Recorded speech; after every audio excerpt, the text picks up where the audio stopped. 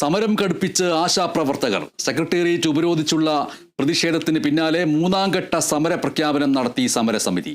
20-ാം തീയതി മുതൽ അനിശ്ചിതകാല നിരാഹാര സമരത്തിലേക്ക് നീങ്ങാനാണ് ആശാപ്രവർത്തകരുടെ തീരുമാനം. അതിനിടയിൽ ഓണറേറിയത്തിലെ നിബന്ധനകൾ പിൻവലിച്ച് സർക്കാർ ഉത്തരവ് പുറപ്പെടുവിച്ചു.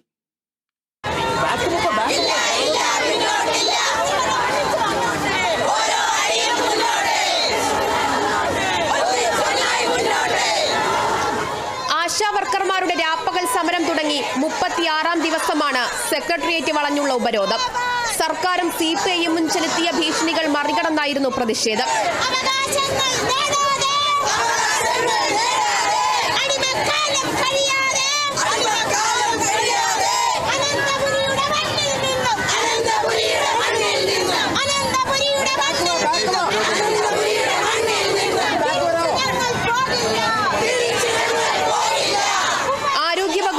സമരം പൊളിക്കാൻ തീരുമാനിച്ചിരുന്ന പരിശീലന ക്യാമ്പിൽ പങ്കെടുക്കാതെ ഉപരോധ സമരത്തിന് സംസ്ഥാനത്തെ വിവിധ ജില്ലകളിൽ നിന്ന് ഒഴുകിയെത്തിയത് ആയിരക്കണക്കിന് ആശാപ്രവർത്തകർ.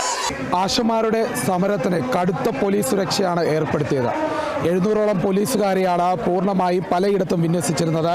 ബേക്കറി ജംഗ്ഷൻ മുതൽ എല്ലാ പ്രദേശത്തും കൂടുതൽ പോലീസുകാർ ഉണ്ടായിരുന്നു. കൂടുതൽ ആശമാരെ സംഘടിപ്പിച്ച് ശക്തമായ പ്രതിഷേധമാണ് സെക്രട്ടേറിയറ്റ് നടയിൽ നടന്നത്.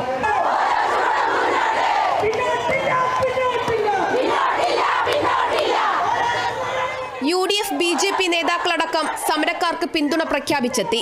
പൊമ്പിളി ഒരുമ സമര നേതാവ് ഗോമതി സമരത്തിന്റെ ഭാഗമാകാനെത്തിയത് സമരക്കാരുടെ ആവേശത്തിനാക്കം കൂട്ടി. അതിനിടയിലാണ് സമരക്കാരുടെ ഒരാവശ്യം കൂടി അംഗീകരിച്ച് സർക്കാർ ഉത്തരവിറക്കിയത്.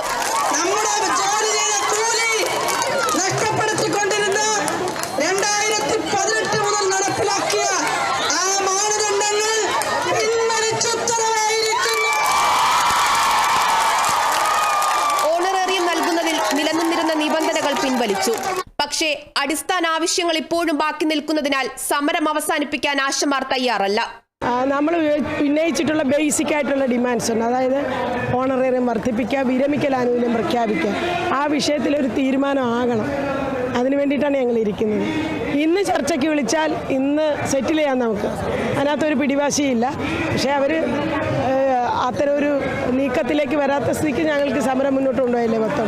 ഈ സ്ത്രീപക്ഷവാദികൾ എന്ന് പറയുന്നവർ 36 ദിനരാത്രങ്ങളാണ് ഈ വാർദ്ധക്യത്തിൽ കഴിയുന്ന ഞങ്ങളെ ഈ പൊടിമണ്ണിൽ ഈ രാപകലില്ലാതെ ഇരുത്തിയത്.